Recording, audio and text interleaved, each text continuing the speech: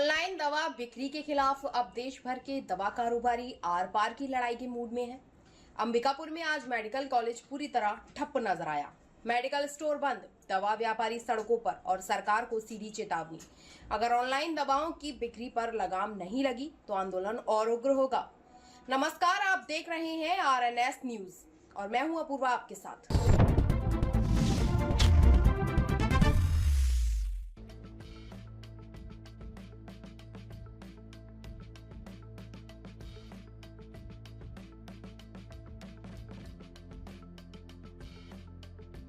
All India chemist association की देशव्यापी बंद का असर अंबिकापुर में भी साफ देखने को मिला, जहां शहर सहित जिले भर की मेडिकल दुकानें बंद रहीं।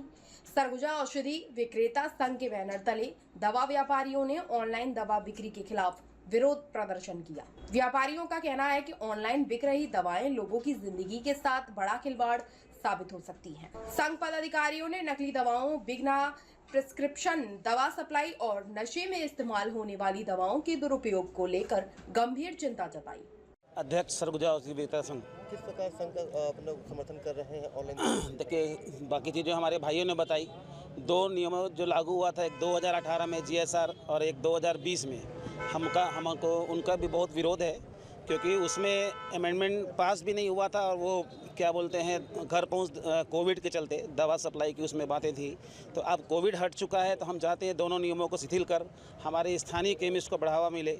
और मैं एक चीज़ मीडिया के माध्यम से ये बताना चाहता हूँ कि इंसुलिन वगैरह हैं और भी जीवन रक्षक दवाइयाँ हैं जो कोल्ड चेन मेंटेन करके हम लोग बेचते हैं, पहला। और दूसरा, हमारे कार्य में फार्मासिस्ट मस्ट है, जो कि ऑनलाइन दवा में उसकी कमी पाई जाती है।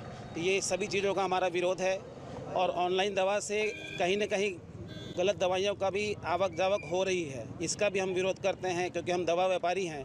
और उसमें लगभग कितने दवा दुकान? 12.5 लाख दवा व्यवसायी का बंद है तो पूरे भारत में।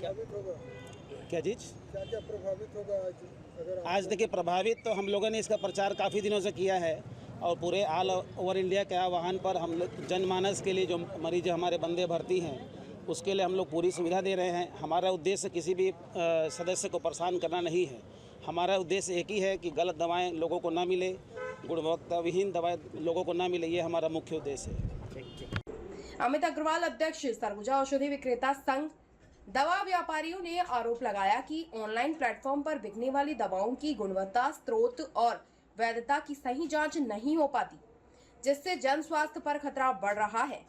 आप अपना परिचय बताएं। प्रकाश श्रीवास्तव, कोषाध्यक्ष सरगुजा औषधि विक्रेता संघ।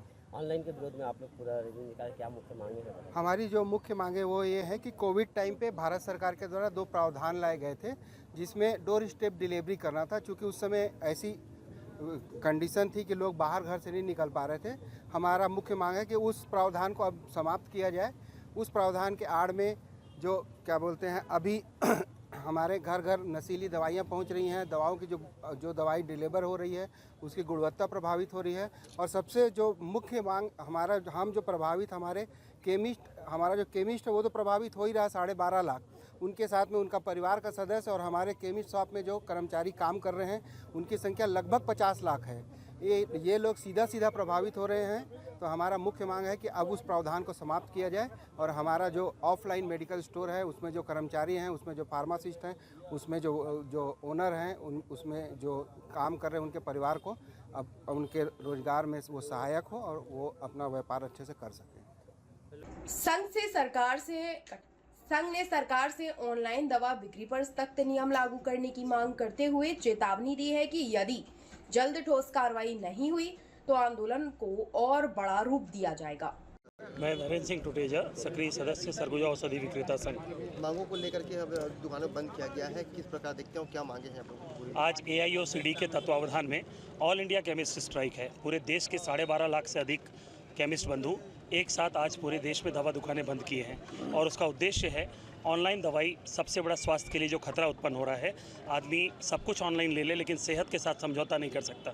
क्या आ रहा है, किस गुणवत्ता का आ रहा है, ये चीज़ें किसी की जानकारी में नहीं है और इससे नाम सभी का खराब होता है। फिलहाल ऑनलाइन दवा बिक्री को लेकर दवा व्यापारियों का विरोध लगातार तेज होता नजर आ रहा है। RNS संवाददाता अजय चक्रधारी की ये रिपोर्ट।